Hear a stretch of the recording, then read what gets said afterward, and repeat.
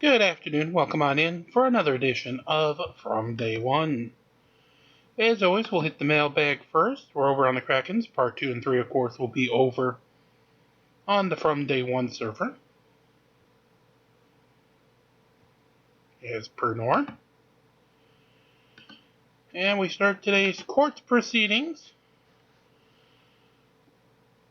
with a sovereign citizen who, I guess, doesn't get how to handle his court appearance. That'll be the audio we have as we march through Dominion this afternoon.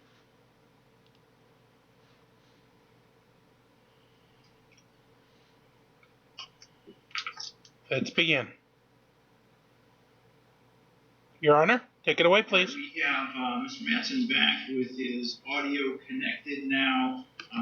When we were previously on the record, Mr. Matson dropped out of the Zoom session. That I'm not entirely sure exactly what time that happened. And so, just to fill everybody in on what's going on, the judge was about ready to read him his sentence, and the defendant, the sovereign citizen, just decided to disconnect from court. This is several hours later. They got him reconnected, and this is the proceeding that followed. we discontinued the sentencing hearing at that time. Mr. Matson, I believe, logged back in sometime around 9:35 when I was conducting another hearing. That's a nice way of putting it, Your Honor. That was when I noticed someone in the waiting room that was labeled Robert's iPhone. Nice to know he's chewing gum and corn nuts in court. This morning. I did bring that device into the Zoom session. When I noticed it, the camera was off, audio was not connected. I did leave that there for a few minutes and then placed him back in the waiting room because the audio was not connected. It continued on with my other hearing. I will say that I believe he remained in the Zoom waiting room for 20 or 30 minutes and then disappeared from the waiting room. So I do acknowledge it appears that Mr. Matson tried to log back in to continue the sentencing hearing. We were able to make that happen, so it continued on from the hearing, but we have everyone back with us now. Mr. Matson, we are in a court proceeding right now, and so I'm going to ask you not to eat anything and to remove your hood. Let's put the bubble gum and the corn nuts down. All right, I'm going to ask you to remove your hood also, Mr. Matson. Yeah, and also you're not outside. Get your coat off. Thank you. So we had been through the sentencing procedure. I had given Mr. Matson an opportunity at allocution and was starting to announce the sentence. And so, and for those who don't know, allocution is where the defendant gets to speak for themselves, try to say something that might mitigate the charges or sentencing. I will continue with where we left off. In determining the appropriate sentence in this case, the court has considered the seriousness of the offense, your history, the principle of proportionality, the statutory penalty, the cost of confinement, the reporting recommendation of the probation department, as well as what's been said on the record here this morning. The criteria and reasons for the sentence are the nature and gravity of the offense, the discipline appropriate to its commission, deterrence against repetition by you and by others, vindication for the law, and the protection of society.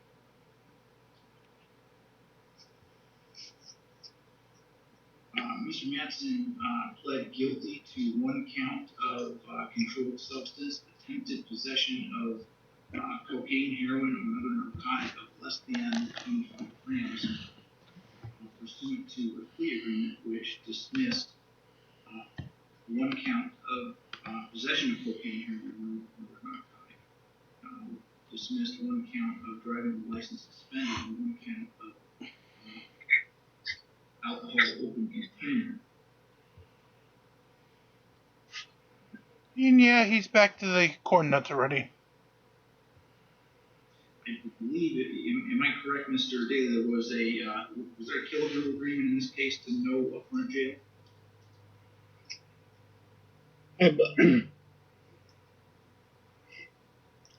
I believe there was a kilogram in this agreement, Your Honor.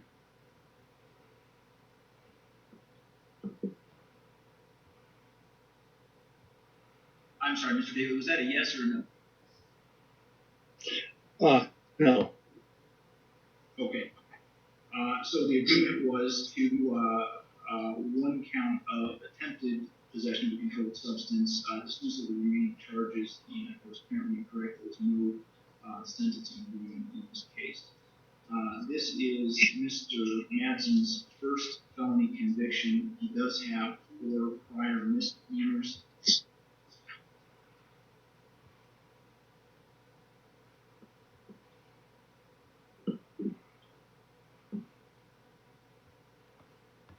Those are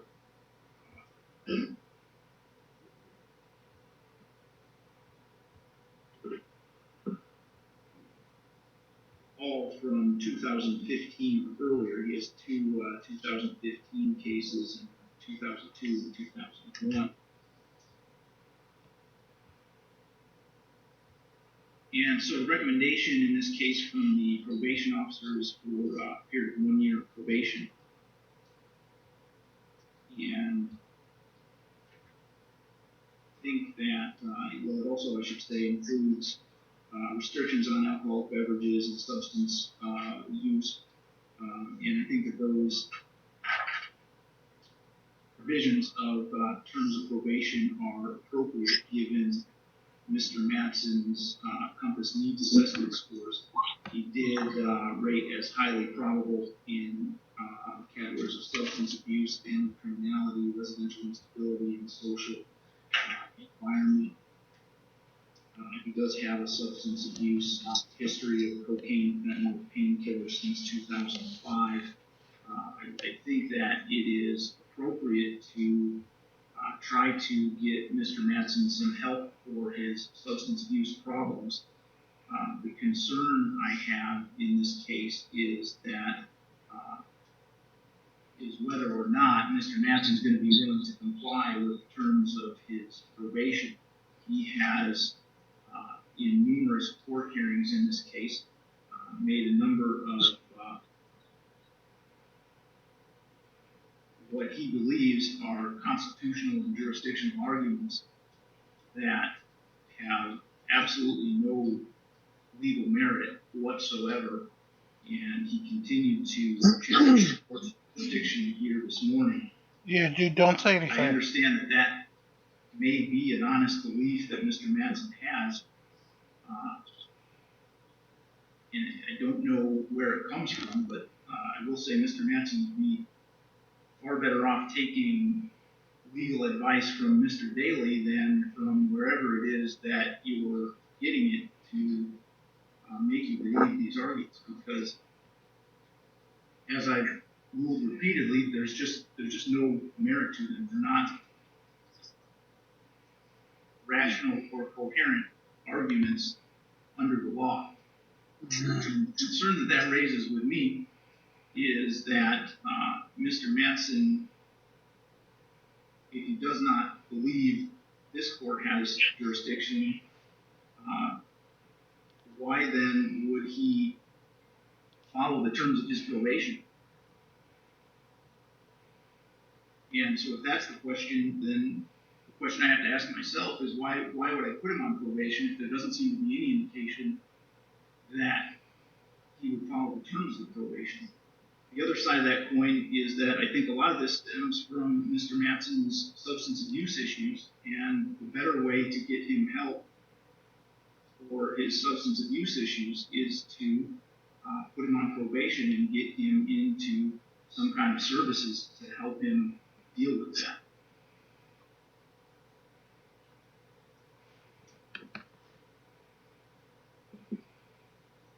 So ultimately, Mr. Manson, I'm going to give you a chance at probation, and I hope that you are willing to comply with the requirements that are outlined in terms of your probation, which I'll read to you word for word in a moment so that you're aware of them. If you choose not to comply for the reasons you stated or any other reasons, you can rest assured you're going to find yourself in violation of the terms of your probation, and then I'm going to be imposing other penalties, meaning for you jail time. And I'll just tell you now, it'll be a short leash, because if we continue down this road, I'm already suspect of your ability to employ. So, Yeah, violation shush. confirm that for me, and you're going to find that I'm going to lose my willingness to give you a chance. So it will be the sentence of the court that you serve a period of probation for 1 year, that you serve 29 days in the Winnebago County Jail with credit for 29 days served. You must not use or possess alcoholic beverages or other intoxicants. You must not enter bars or other places where the primary purpose is to serve alcoholic beverages for drinking on site, unless the field agent has first given you written permission for your employment at a specific location. You must comply with the requirements of drug and alcohol testing as directed by the field agent. You must not attempt to submit any fraudulent or adulterated samples for testing. You must not hinder, obstruct, tamper, or otherwise interfere with the testing procedures. And you must present proper identification at the time of testing. You must pay the cost of your substance abuse testing. You must not be in possession. You must not use or possess any controlled substances or drug paraphernalia unless prescribed to you by a licensed physician. You must not be with anyone that you know to possess those items. You must complete an outpatient or residential substance abuse treatment when you are referred by the field agent. You must complete a substance abuse assessment when you are referred by the field agent.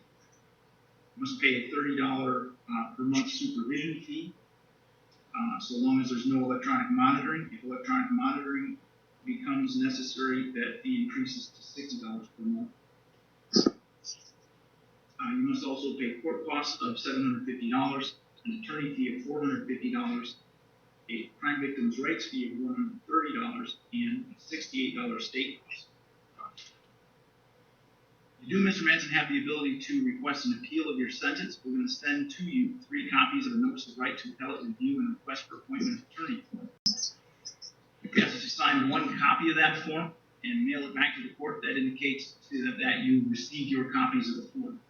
If you want to appeal your sentence, you need to fill out the other copies of the forms and mail those to the address listed in those forms within 42 days.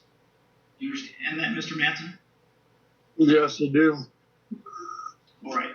With that, then, we can conclude the hearing. Thank you all for your time in logging back in, and you can all go ahead and log out. Your Honor. Judge. Your Honor.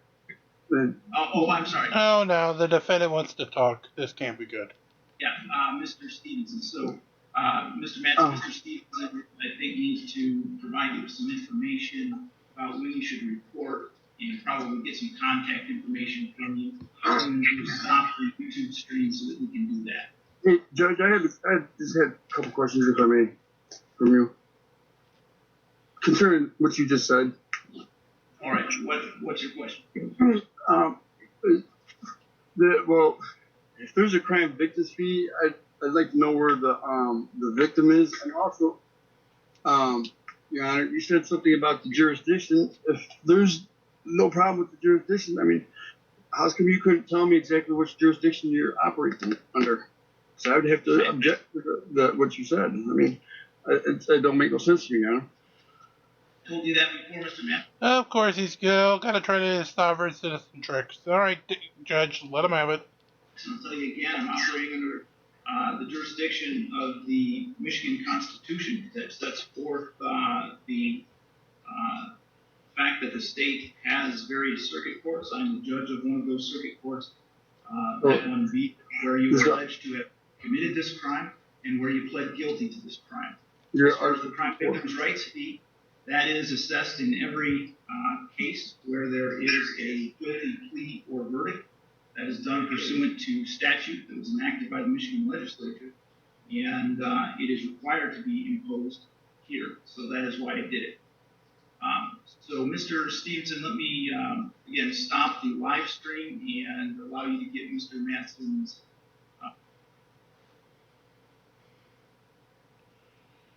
All right, let's go with good Mike, with a court situation of his own, with a sovereign citizen shut down as we continue to march through Dominion. Mike, are you there? I know this is a lot earlier than we normally do, but I'm crossing my fingers that you're there. Are you? Alright, let's begin then, shall we? 20-627-2201.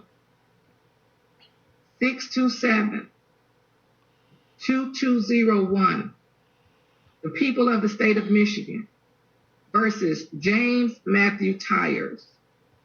The defendant is charged with 1 count of disorderly disturbance.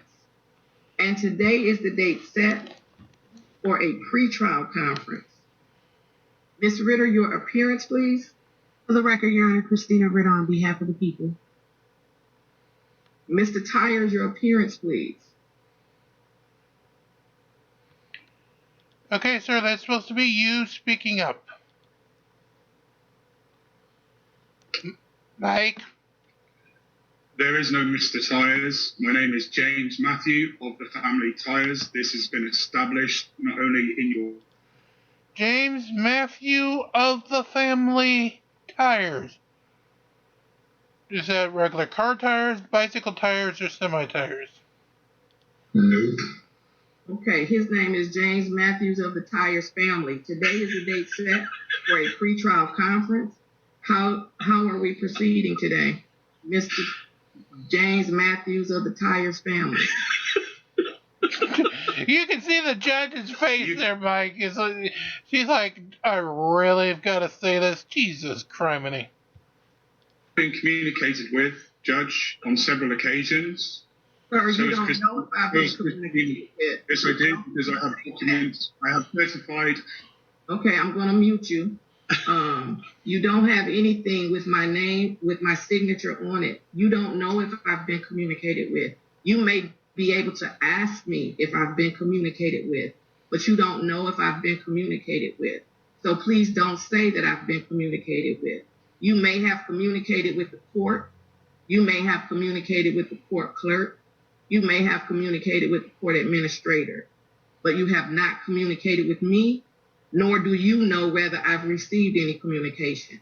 If you want to indicate that you have sent a document and you want to ask me if I received it, then we can discuss that. However, you don't know what I have received, nor who I've been in communication with.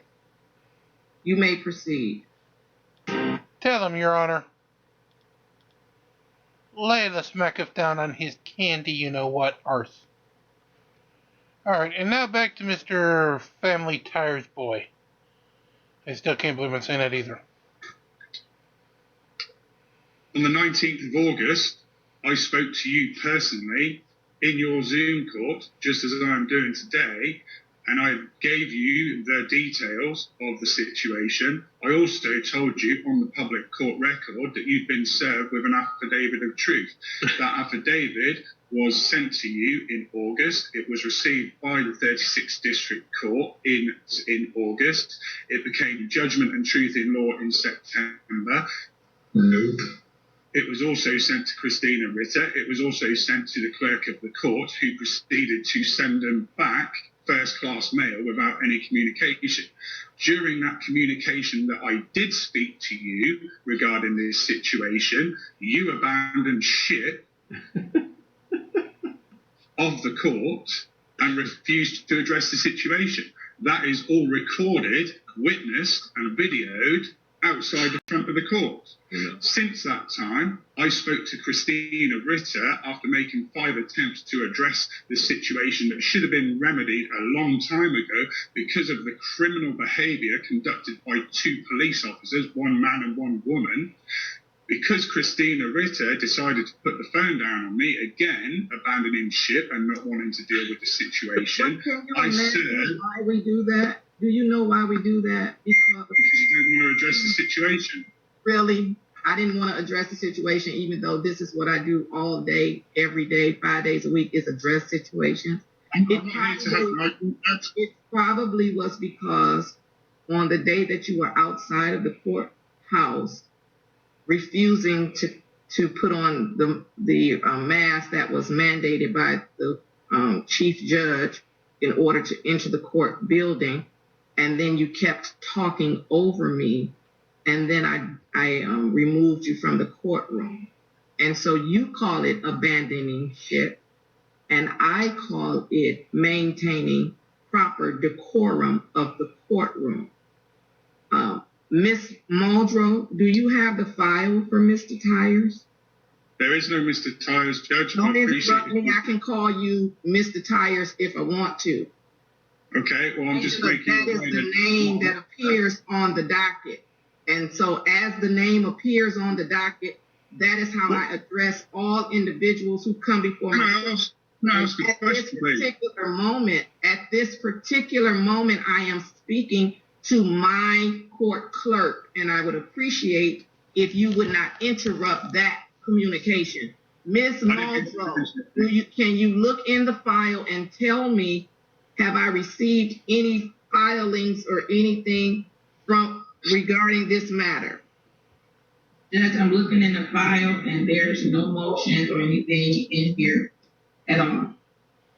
So, sir, we have not received any motions despite you saying that I didn't use the motion. I served you with an affidavit of truth, and last Friday, the 7th of January 2022, you were served with a second one that went to you. I wasn't served with anything because last Friday on January of 22, I was on an airplane to Arizona. So you didn't serve me with anything, sir. You might have been. It was sent to the 36th District Court, along with one that was sent to Christina Ritter by the prosecutor's office and the 36th District Court, and one was sent to the clerk of the court. I'm not here to argue with you, Judge. I'm not here to argue with you. Can I ask a question? You may.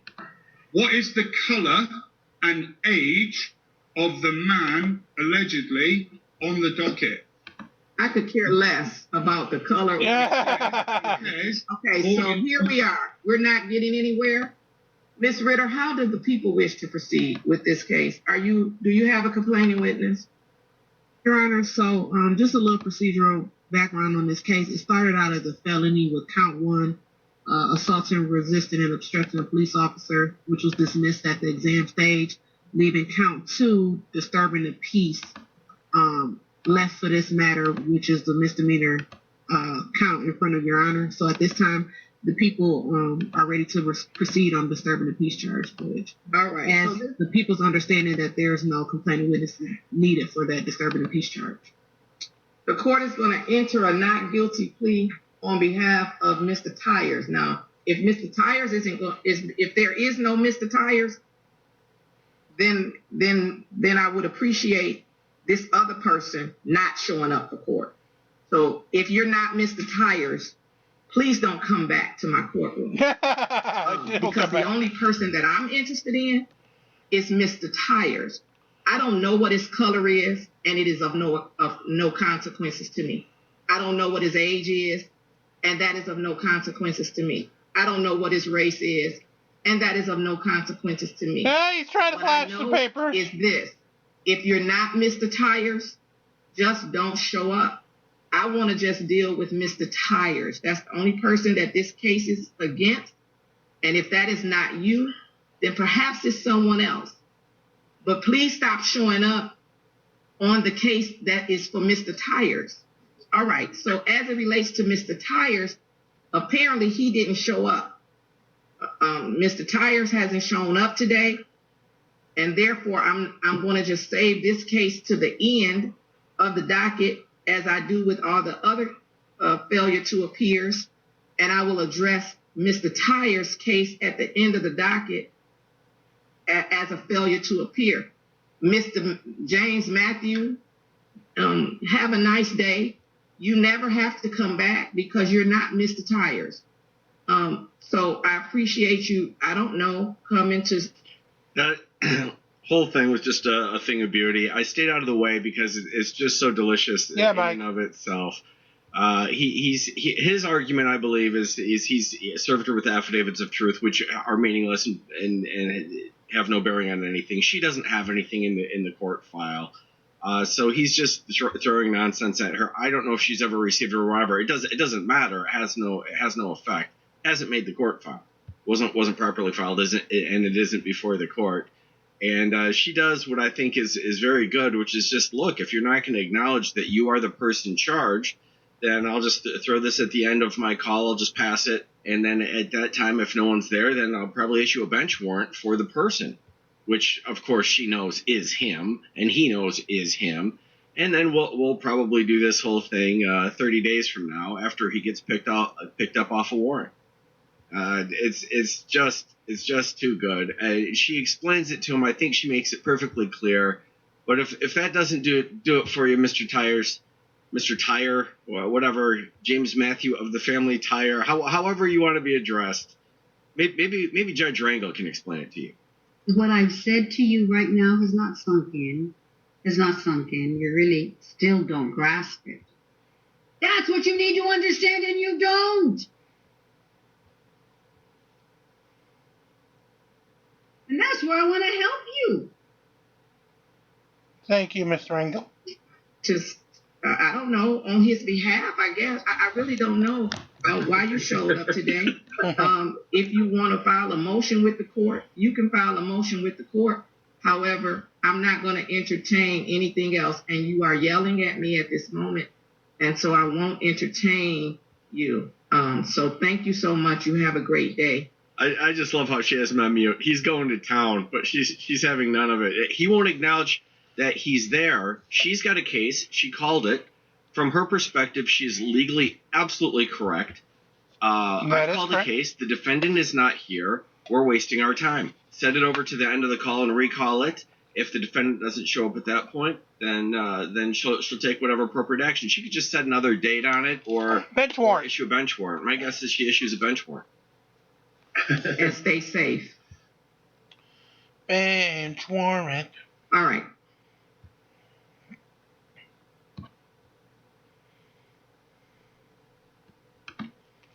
Your Honor, please issue bench warrant. He's an idiot. Mr. Soroki, I'm bringing in the city attorney. Did you need to speak with the city attorney on your two cases? Yes. All right, I just left that last little bit in there because I think it adds a nice punctuation to it. She just swats this nonsense down. She doesn't even get her blood up over it. She's just like, no, I'm not doing this.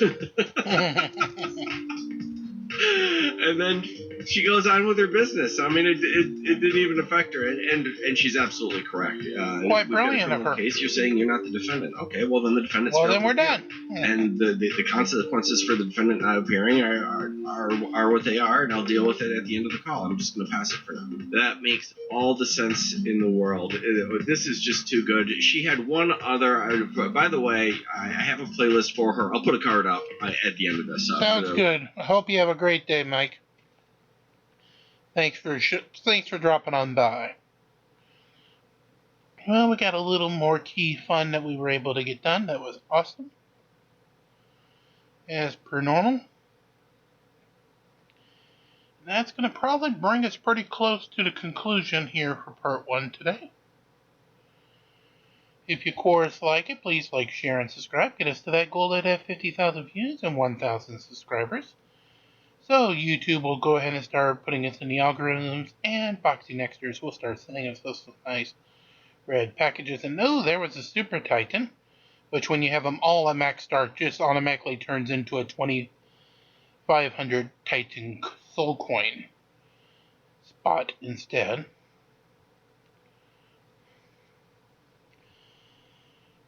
YouTube, Coinbase, not YouTube, but Coinbase, Ibotta, and Game.gg, as you know, are available down there. And until next time, like, share, and subscribe, be kind to one another, and release the Krakens. As we march along here from day one, be back tonight for Auditors, Sobsits, and Karens, and of course in the overnight for Art Bell. Until then, have a great day, everybody, and may your fights in Dominion be awesome.